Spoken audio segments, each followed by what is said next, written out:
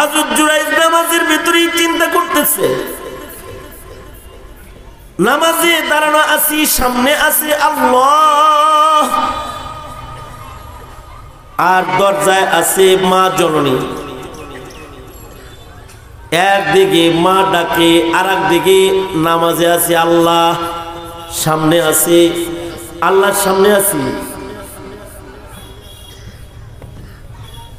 মা যখন ডাকতেছে তো হযরত জুরাইজ নামাজি চিন্তা করতেছে, হাদিসে আছে সলাতি ও উম্মি, মনে মনে চিন্তা করতেছে, একদিকে মা, একদিকে নামাজ, একদিকে মা আর একদিকে নামাজ।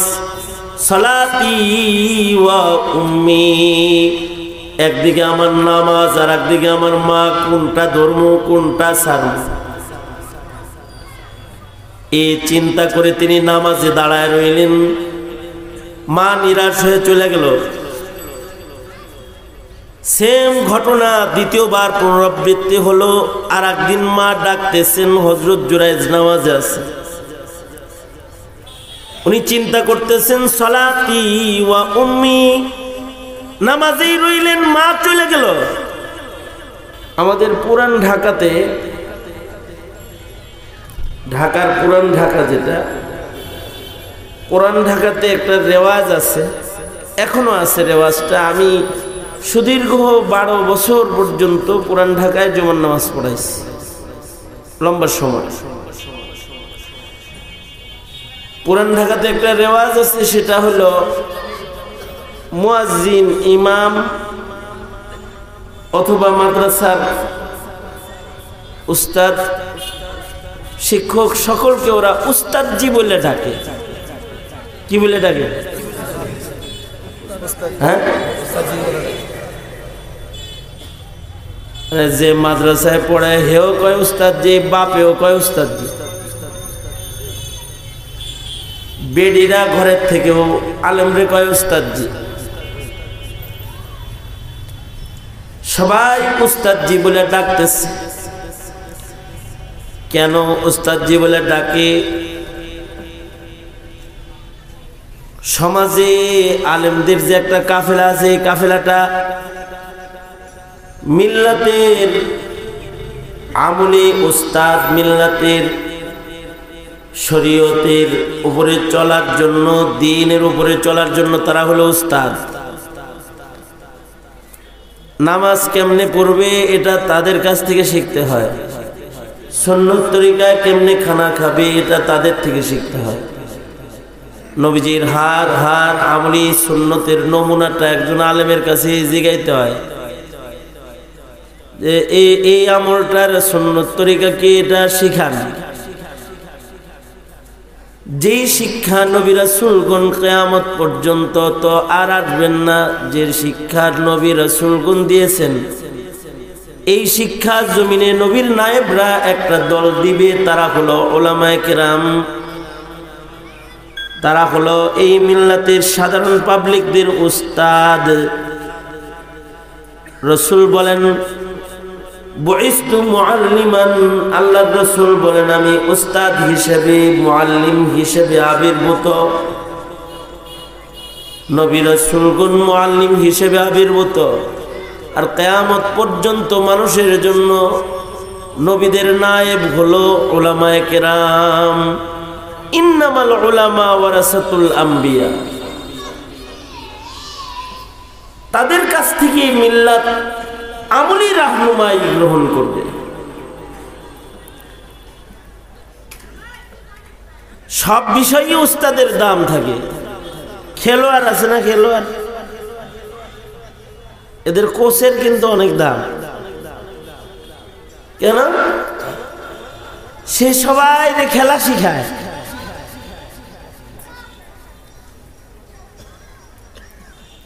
শিক্ষকটাও যদি ভালো হয় আর ছাত্রগুলার সম্পর্ক যদি শিক্ষকের সাথে ভালো হয়, তাহলে খেলোয়াড়গুলোও ভালো হয়।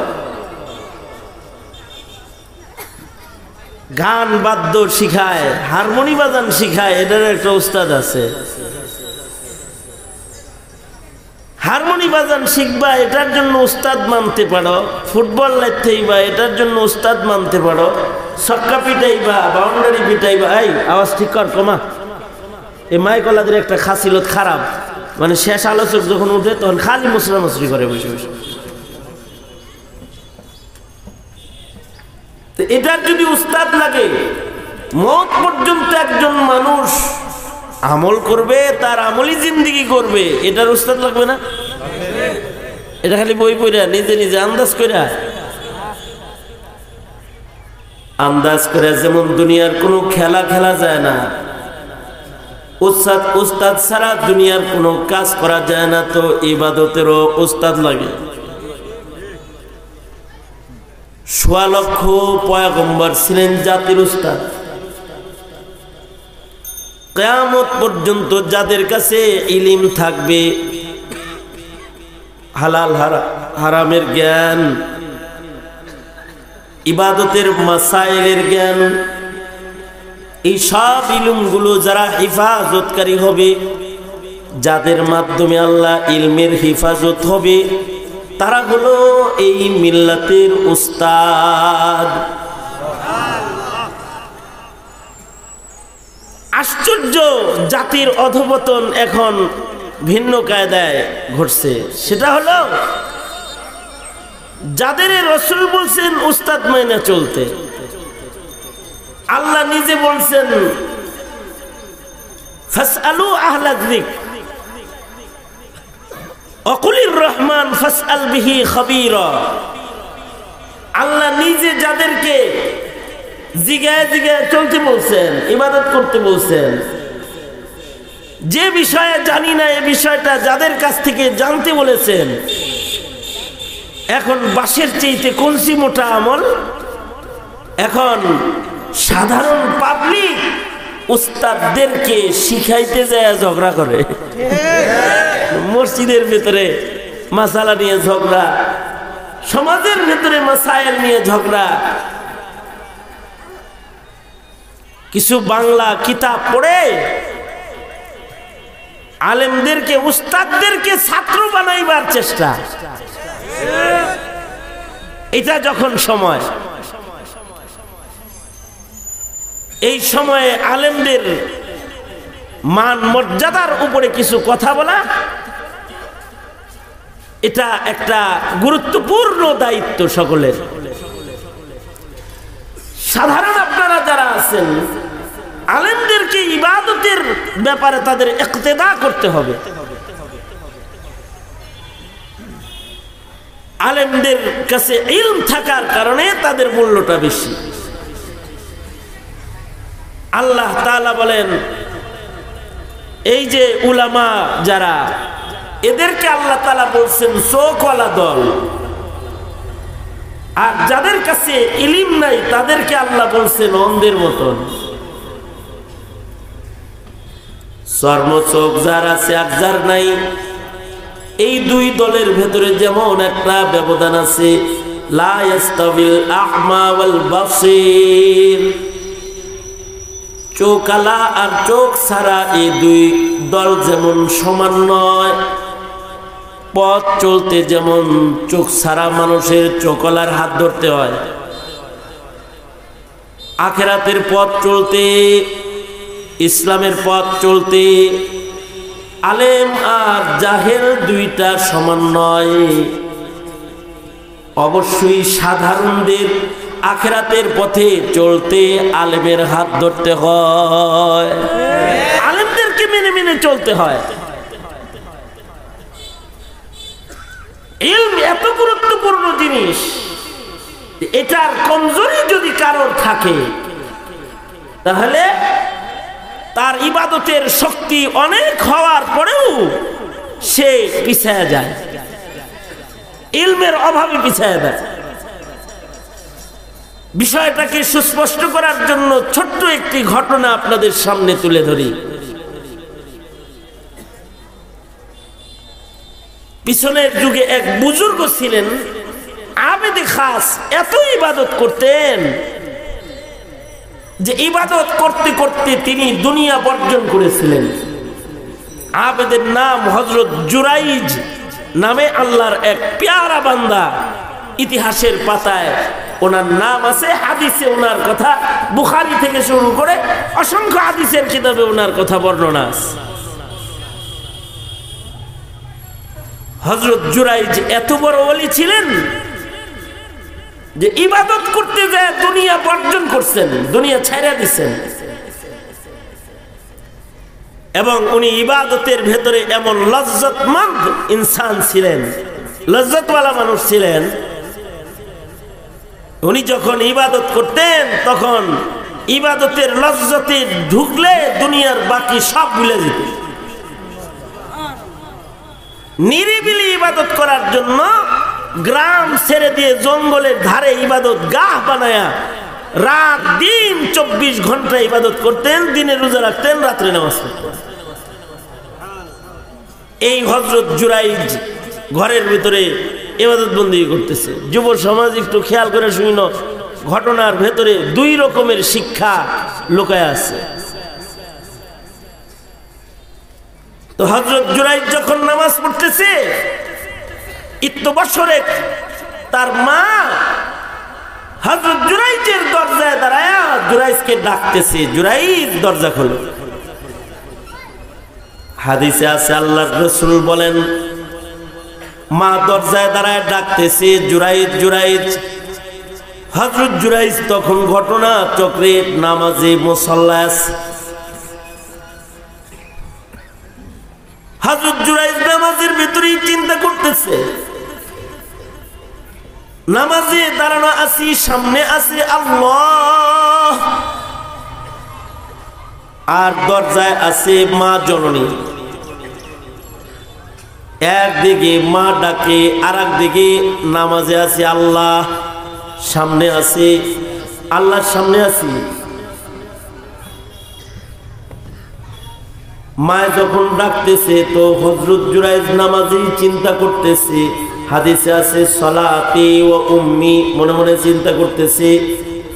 একদিকে মা, একদিকে নামাজ, একদিকে মা আর একদিকে নামাজ। সলাতি ওয়া উম্মি, একদিকে আমার নামাজ আর একদিকে আমার মা, কোনটা ধর্ম কোনটা ছাড়ব। এই চিন্তা করে তিনি নামাজে দাঁড়ায় রইলেন। মা নিরাশ হয়ে চলে গেল। সেম ঘটনা দ্বিতীয়বার পুনরাবৃত্তি হলো। আর একদিন মা ডাকতেছেন, হযরত জুরাইজ নামাজে আছে। উনি চিন্তা করতেছেন সলাতি ওয়া উম্মি, নামাজেই রইলেন, মা চলে গেল। সেম ঘটনা আবার ঘটলো। আর একদিন মা বলে, জুরাইজ জুরাইজ দরজা খুলো। হযরত জুরাইজ তখনও নামাজে আছে। হযরত জুরাইজ চিন্তা করতেছেন সালাতি ওয়া উম্মি। মা নিরাশ হয়ে চলে যেতেছে, তো মা একটা বদদুয়া দিল। মা বলে, দরজা খুলে মার চেহারা দেখলি না তো বেশ্যা দেখিস। হাদিসে আছে পিতা মাতার দোয়া অথবা বদদুয়া উভয়টাই সরাসরি আসমানে যায়। মুস্তাজাবুদ দাওয়া, যাদের দোয়া আর আল্লাহর মাঝখানে কোনো পর্দা নাই, যাদের দোয়া আর আল্লাহর মাঝখানে কোনো পর্দা নাই, তাদের ভেতরে একটা দোয়া হলো মায়ের দোয়া, বাবার দোয়া। যদি দোয়া করে তাও ডাইরেক্ট আসমানে যায়, যদি বদদোয়া করে তাও আসমানে যায়। যাদের মা বাবা আছে জীবনে কোনো সময় বদদোয়া নিবা না, কারণ এটা ডাইরেক্ট চলে যায়।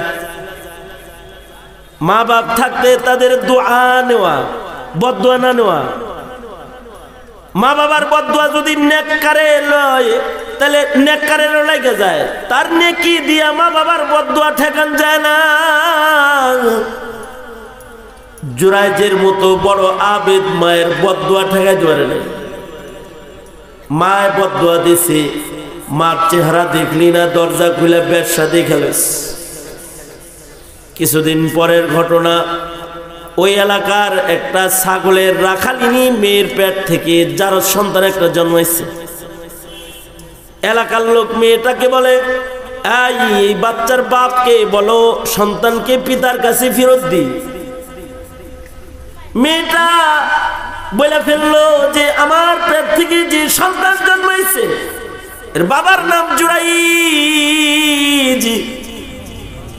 তোহমত লাগায় দিছে হযরত জুরাইজের উপরে, যে এলাকাবাসী এলাকার পয়লা ফল জুরাইজরে খাওয়াইতো, গাছের প্রথম ফলটা জুরাইজকে দিত, ভালো রান্না করলে জুরাইজরে খাওয়াইতো।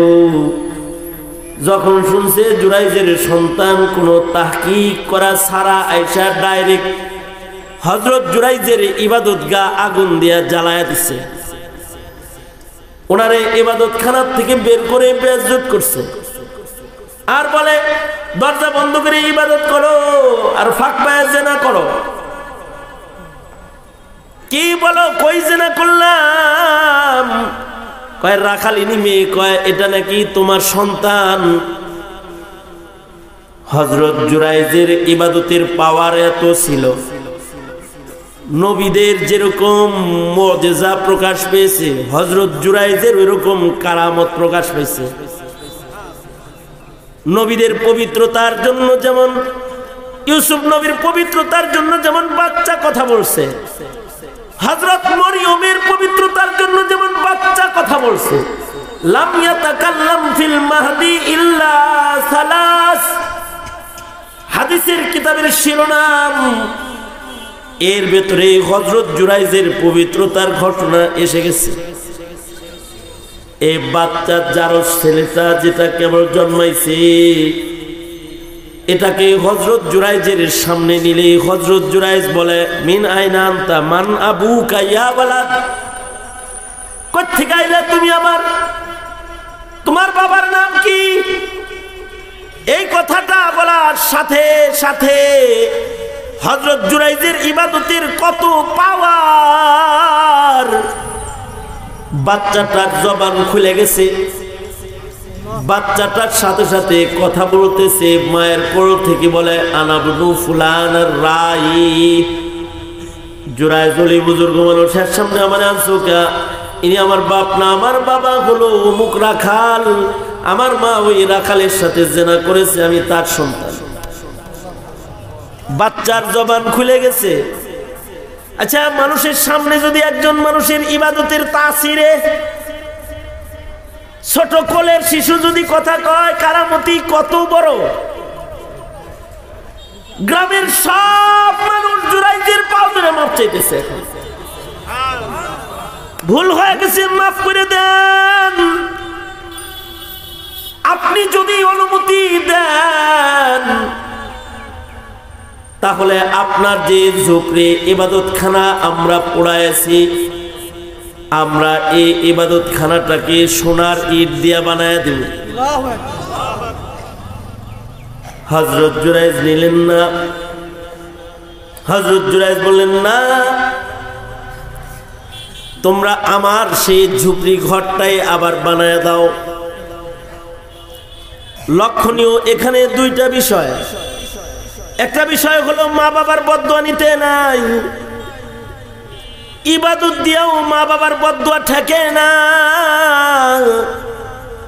আর আরেকটা বিষয় হলো হযরত জুরাইজ এত বড় আবেদ, কিন্তু ইলম কম ছিল, বিদায় উনি ধরা খাইছেন। হাদিসের অন্য রিওয়ায়াতে আল্লাহর রাসূল বলেন, লাউ কানা জুরাইজু ফাকিহান, জুরাইজ যদি আলেম হইতো, ফকিহ হইতো, তাহলে দরাটা খাইতো না। কারণ জুরাইজ আলেম হইলে তার কাছে মাসআলা ইলমের গভীরতা ওনার থাকলে, মাসআলা ওনার পরিষ্কার থাকতো, নামাজ ছাইরা দরজা খুলে বলতো মা কি বলেন। কারণ কখনো কখনো নামাজের চাইতে অন্য কিছুর দাম বেশি হয়ে যায়। যেমন আপনার সন্তান আগুনে পড়তেছে আর আপনি নামাজ পড়তেছেন, আপনি যদি নামাজে থাকেন তো ছেলেটা চুলায় পড়বে, আগুন ধরবে। তখন নামাজের সেজদার চাইতে সন্তান কোলে নেওয়ার দাম বেশি। সেজদা দিবেন, নামাজে দাঁড়াইছেন, সাপ বিষাক্ত একটা যায় নামাজের উপরে খাড়াইছে, নামাজ পড়বেন না, সাপ তাড়াইবেন। বেবলার মতো বয়ে রয়েছেন কে? এখনো কি সেজদা দিবেন না আগে শাক মারবেন? সন্তান পানিতে পড়ে গেছে, ডুবতেছে, আপনি নামাজ পড়তেছেন, তখন যদি কন যে লম্বা কেরাত এক রুকু পড়ে সেজদায় যেমন নামাজ শেষ করবো, তারপরে ধর্মু যায় দেখবেন লাশ, তখন নামাজ ছাইরা দিয়ে তখন আবার সন্তান কোলে নেওয়া বা পানিতে থেকে সন্তান ওঠানো ফরজ হয়ে যায়। আল্লাহর রাসূল বলেন, জুরাইজ যদি ফকিহ হইতো তাহলে নামাজ ছাইরা বলতো, মাগো কি লাগবে তোমার? কারণ তার মায়ের এমন কোনো হাজত আসতে পারে যে হাজত এখন পুরা করা দরকার, ওই হাজত পুরা করাটা নামাজের চাইতে বেশি দামি। ইবাদত কিন্তু অনেক আছে যে ইবাদতের পরে বাচ্চা কথা কয়, কিন্তু ইলমের অভাব হয়েছে তো বদদুয়া লেগে যায়। জাতির কাছে যদি আলেম না থাকে তখন জাতির উপরে অভিশাপ এসে যায়, কারণ ইলমের চোখ দিয়া মাসাইল দেখতে হয়। সঙ্গত কারণে মিল্লাতের ভেতরে যুগে যুগে আলেমের মূল্য বেশি হবে আবেদের চাইতে। আল্লাহর রাসূল বলেন, ফাকিহুন ওয়াহিদুন আশাদ্দু আলা শাইতানি মিন আলফি আবিদিন। একজন আলেম ফকিহ 1000 আবেদের চাইতে শয়তানের জন্য ভয়ঙ্কর। এ কারণে যত ডিস্টার্ব পার্টি আছে সমাজে, ফেতনা পার্টি যারা, এরা জাহেলের লোকের কথা কয় মাসালা লয়, আলেমের লোকের কথা কয় না, কারণ আলেমের লোকে পারবো না তো। ফেসবুক যা লাগানোর সব লাগাই বইল পাবলিক মিডিয়া, মৌলবি আইলেই করবো থাক, এরা গুড়া, এদের সাথে কথা বলা যাবে না জায়গা বুঝতে ধরছে। কারণ ফাকিহুন ওয়াহিদুন, একজন ফকিহের মূল্য আছে, সুতরাং গ্রামের একজন আলেমের মূল্য আছে। গ্রামবাসী আপনাদের প্রতিটি আলেমের মূল্য দিবেন, মূল্যায়ন করবেন, তো হেদায়েতের নূর সমাজে বেশি ছড়াইতে পারবেন। বড় পীর আব্দুল কাদের জিলানী রহমতুল্লাহ আলাইহি, ওনার কাছে এক বেটি আইসা বলে কি, ও আল্লাহর ওলি, একটা মাইয়া হইছিল, স্বামীটা গেছে মইডা, মেয়ের চেহারা দেখা দ্বিতীয় বিয়ে বসি নাই, 18-20 বছর বয়স হইছে, মেয়েটারে বিয়ে দিমু, মেয়ের সুখ দেখমু, পরের বাড়ি ঝিয়ের কাজ করে মেয়েটারে ফালছি, আর আমার সেই মেয়েটা আল্লাহ কয়দিন আগে লয়ে গেছে, মরে গেছে। তো মহিলাটা বলে, ও বড় পীর আব্দুল কাদের জিলানী, আমি আপনার কাছে আসছি একটা আমল নেওয়ার জন্য। আমার মেয়েটাকে আমার খুব দেখতে মনে চাইতেছে, কারণ মেয়েটা আমার চোখের শীতলতা। আমার দিল এখন চায়, দিলটা চায় কবরের মাটি সরায়া আমি আমার মেয়েটারে এক নজর দেখি। আমার দিল এত বেচैन হয়েছে, কবরের মাটি সরায়া মানুষ দেখা জায়েজ নাই, এর লেগে আপনার কাছে আইছি। ও বড় পীর, আপনি আমাকে এমন একটা আমল দিয়ে দেন যে আমলটা করলে আমি আমার মৃত সন্তানকে স্বপ্নে হলেও একবার দেখবার পারি। আব্দুল কাদের জিলানী রহমতুল্লাহ আলাইহি এই মহিলাটাকে আমল দিলেন, যাও প্রতিদিন রাতের বেলায় ঘুমের আগে সূরা তাকাসুর পড়ে ঘুমাইবা। আলহাকুমুত তাকাসুর হাত্তা যুরতুমুল মাকাবির কাল্লা সাওফা তা'লামুন সুম্মা কাল্লা সাওফা তা'লামুন। এই সূরা তাকাসুর পড়ে ঘুমাইবা, আশা করা যায় স্বপ্নে দেখবা। আব্দুল কাদের জিলানীর সবক মহিলাটা প্রতি রাত্রে পড়ে। কয়েকদিন আমলটা করার পরে মহিলা স্বপ্নে দেখে সে কই যেন যাইতেছে, দূর গন্তব্যে তার যাত্রার স্বপ্নে দেখতেছে যে দূরে একটা আলো দেখা যায়, কাছে গেছে তো দেখে আগুন, আরো কাছে গেছে তো দেখে তার কন্যার আওয়াজ, দেখে তার কন্যার মাথার ভেতরে শিকল লাগায় আগুনের ভেতরে ঝুলায় রাখা হয়েছে। আর তার মা তার সন্তানকে দেখা মা কাঁদতেছে, আর সন্তান মাকে দেখা চিৎকার করে বলতেছে, মা কখনো আমার দুঃখ দেখো নাই, সামান্য কষ্ট তুমি বরদাস্ত করো নাই। ও মা দোহায় লাগে এই আগুন থেকে আমারে বাইর করে লয়ে যাও, আগুনের তাপ আমার আর সহ্য হয় না মা। ওগো মা তুমি মেহেরবানি করে আগুন থেকে আমাকে বের করে লয়ে যাও। এমনটি করতে করতে মহিলাটার ঘুমে এসে মহিলাটার সকাল বেলায় বড় পীর আব্দুল কাদের জিলানীর কাছে যায়, বলে ওগো আল্লাহর ওলি, নিজের সন্তানের মায়ায় সন্তান স্বপ্নে দেখার লেগে আমল লইতে ইসলাম, আমল আপনি আমার দিলেন, এমন আমল দিলেন যা করার পরে মেয়ের স্বপ্নে দেখলাম, কিন্তু এমন অবস্থায় স্বপ্নে দেখলাম যেমন দেখার চাইতে না দেখা ভালো ছিল। আমি দেখলাম আমার সন্তানটা আগুনের ভেতরে জ্বলবার লাগছে। এটা কি দেখলাম?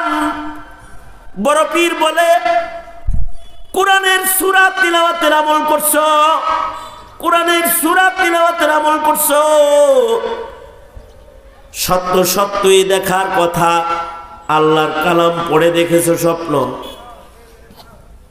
তুমি কি তোমার সন্তানকে নামাজ পড়াও নাই? না। তুমি কি তোমার সন্তানকে পর্দা করাও নাই? না। তুমি কি তোমার সন্তানকে কোরআন পড়াও নাই? না। সন্তানকে দ্বীনের উপরে চালাও নাই? না। আদর করছি, আদর। বড় পীর বলে, আসল আদর করো নাই, ক্ষতি করছো, নিজের সন্তান নিজের হাতে দোজখে ফেলছো। এবার যাও নিজেকে দোজখের আগুন থেকে কমাস কম বাঁচাও, সন্তানের জন্য ইসালে সওয়াব করো, যার দ্বারায় তার কবরের আযাব বন্ধ হয়। যাও, চলে যাও, নিজেকে দোজখ থেকে বাঁচাও। বড় পীরের ধমকিতে মহিলাটা বাড়ি চলে যায়। কিছুদিন পরে বড় পীর আব্দুল কাদের জিলানী খোদ নিজে স্বপ্নে দেখতেছে যে আব্দুল কাদের জিলানী রহমাতুল্লাহ আলাইহি জান্নাতের ভিতরে ঘুরবার লাগছে। আল্লাহু আকবার। জান্নাতের ভিতরে একটা যুবতী মেয়ের সাথে আব্দুল কাদের জিলানীর মুলাকাত। যুবতী মেয়েটা কয়, বড় পীর আপনি কি আমারে চিনছেন? না, চিনি নাই। তুমি কি? মেয়েটা বলে, আমি হইলাম ওই মেয়ে যার মা আপনার কাছে আমল নিয়ে আমার স্বপ্নে দেখছে। তোমার মা স্বপ্নে দেখছে তুমি দোজখে আছো, আমি দেখতেছি তুমি জান্নাতের বাগানে আছো। তোমার মা ভুল দেখছে নাকি আমি ভুল দেখতেছি? মেয়েটা বলে, ওগো বড় পীর, আমার মাও ভুল দেখে নাই, আপনিও ভুল দেখতেছেন না। আমার মা যখন আমার স্বপ্নে দেখছে আমি তখন দোজখে ছিলাম, আর আপনি যখন স্বপ্নে দেখছেন আমি আল্লাহর জান্নাতে আছি। কেমনে জান্নাত হইল তোমার কবর? মেয়েটা বলে, ওগো আব্দুল কাদের জিলানী, আমার কবর না, আমার কবর না। আমাদের গ্রামবাসী গুরুস্থানবাসীর তকদির বলো ভালো গো আব্দুল কাদের। আব্দুল কাদের জিলানী কয়েকদিন আগে আমাদের কবরস্থানের পাহাড় দিয়ে কিছু তলবে এলেম, মাসুম মাসুম তলবে এলেম, যারা কোরআন পড়নে ওয়ালা, যারা আল্লাহর কালাম পড়ে, কয়েকদিন আগে ওরা একদল আমাদের গুরুস্থানের পাহাড় দিয়ে হাইটা যাইতেছিল। কবর দেখে ওরা গুরুস্থানের পাড়ে দাঁড়ায় যায়, ওরা কবর পারে ইসালে সাবির তিলাওয়াত করে, আল্লাহর কাছে দোয়া করে, আল্লাহ এদের তুমি মাফ করে দাও যারা এই গুরুস্থানে ঘুমায় রয়েছে। ওগো বড় পীর, এই তুলাবা কাফেলাটার এত দাম, তাদের পায়ের ছোঁয়ার বরকতে শুধু আমার কবর নয়, আমাদের কবরস্থানে যত মাইয়িত ঘুমায়া ছিল সকলের কবরের আযাব আল্লাহ তাআলা মাফ করে দিয়ে তাদের মাগফিরাত দান করেছে। এমনিতেও হাদিসের এক riwayate আছে যে মাটির উপর দিয়ে কোনো আলেম তলবে ইলম হাইটা যায়, কারণ এই কাফেলাটার পায়ের নিচে থাকে রহমতের ফেরেশতাদের পাখা, আমাদের পায়ের নিচে হলো জুতা, আর তাদের পায়ের নিচে রহমতের ফেরেশতাদের পাখা। তোলাবারা ওলামারা কোনো মাটিতে হাইটা গেলে কমপক্ষে 40 দিন পর্যন্ত ওই জমিনের নিচের মানুষগুলার কবরের আযাব আল্লাহ তাআলা মাফ করে দেয়। এটা আল্লাহর রাসূল বলেছেন, খায়রুকুম মান তাআল্লামাল কুরআনা ওয়া আল্লামা। মিয়া তেলেসমাতি করো, মাদ্রাসার ছাত্রদেরকে কাঠমোল্লা বলে গাল দিবা না, মোল্লা বলে ডাক দিবা না, উস্তাদজি বলে ডাক দিবি বেটা। ঠিক তো, তাতে কি তুই এমএ পাস হতে পারিস, তুমি বিএ পাস হতে পারো, কোরআনের একজন তালেবকে সম্মান করবা, কারণ ওর পায়ের নিচে আছে রহমতের ফেরেশতার পাখা। এই সম্মান যতদিন আগে ছিল ততদিন এই দেশে নাস্তিকের উৎপাত ছিল না, মুরতাদের উৎপাত ছিল না, বেঈমানের উৎপাত ছিল না। এই সম্মান নষ্ট হয়েছে, তো এই জাতির নসিব খারাপ হয়ে গেছে। এ সম্মান নষ্ট হয়েছে, তো এ জাতির ভেতরে নাস্তিক মুরতাদের পদচারণা বেড়ে গেছে। সুতরাং মুহতারাম হাজিরিন, এই উলামা তুলাবা এটা একটা বিশেষায়িত শিক্ষা, ইলমে দ্বীনের শিক্ষা। মুসলমানের মাটিতে ইলমে দ্বীনের শিক্ষায় যারা শিক্ষিত, এরা ইংরেজি পড়া জরুরি না, এরা সায়েন্স বোঝা জরুরি না, এরা মাসআলা বুঝে, এটাই জরুরি। জাতিকে এরা মাসআলা শিখাবে, জাতিকে সহি নামাজ পড়াবে, সহি কোরআন পড়াবে, সহি পথ প্রদর্শন করবে। আর জাতি তাদেরকে সম্মান করবে, তাদের কাছ থেকে তারা মাসাইলকে গ্রহণ করবে। তাদের কাজ হবে আলাদা, জাতির কাজ হবে আলাদা। তাদের কাজ হবে জাতিকে রাহনুমাই করা, ইবাদত শিখানো, আর তাদের কাজ হবে তাদেরকে ইবাদতের ব্যাপারে অনুসরণ করা, শ্রদ্ধার আচরণ করে তাদের ইত্তিবা করা। বিলাখের সকলকে তো মরতে হবে, সকলকে কবরে যেতে হবে। কবরে যাওয়ার আগে কমাস কম নিজেদের আমলি কিছু স্বচ্ছতা, নিজেদের ইমানের কিছু স্বচ্ছতা দরকার আছে না নাই? সুতরাং এলাকার উলামা তুলাবাদেরকে সম্মান করব ইনশাআল্লাহ। উলামা তুলাবাদের এই সম্মেলনে সংক্ষিপ্ত সময়ের একটি সফরে আমি আপনাদের সামনে বসে আলেমের মর্যাদা ও তালবে ইলমের মর্যাদায় দুটি উদাহরণ আমি পেশ করেছি।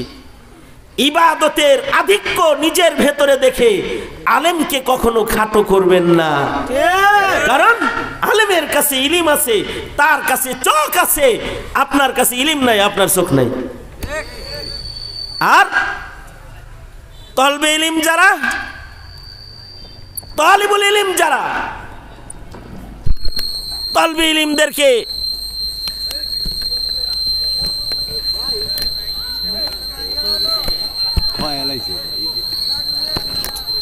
কি মাইক সার্ভিস দাও? আরে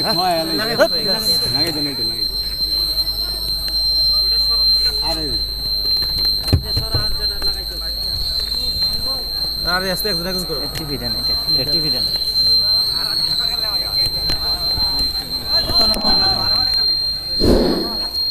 সুতরাং আলেম তলবে ইলমদের একটা আলাদা অবস্থান, যেটা স্কুল কলেজ ইউনিভার্সিটি অন্যান্য শিক্ষার অবস্থান যেমন একটা আলাদা আছে, শরীয়তে ইসলামে মৌলবী অথবা তলবে ইলমের অবস্থান উন্নত রাখতে হবে, তাহলে জাতির ইবাদতের উন্নতি ঘটবে, বদদিনী কমবে। ঠিক কিনা?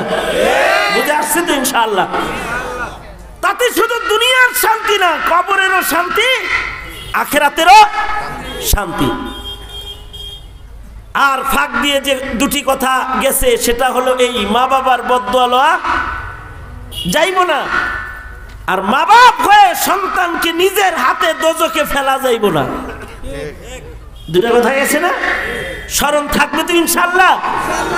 হাত তোলেন। ইয়া আল্লাহ, জোরে বলেন ইয়া আল্লাহ, ওয়াদা করিতেছি 5 ওয়াক্ত নামাজ আদায় করিব, মা বাবার সাথে সুন্দর ব্যবহার করব, মা বাবাকে কষ্ট দিব না। ইয়া আল্লাহ, ওয়াদা করিতেছি মুসলিম দেশে নিজের সন্তানকে ইসলাম শিক্ষা দিব, প্রজন্মকে বিভ্রান্ত করব না। ইনশাআল্লাহ বলেন, আওয়াজ করে বলেন ইনশাআল্লাহ। ইয়া আল্লাহ, দাওয়াত ও তাবলীগের কাজ করব। ইজতিমা কবে? ইনশাআল্লাহ 13, 14, 15। আলেমদের পিছে চলবো। আল্লাহ তৌফিক দান।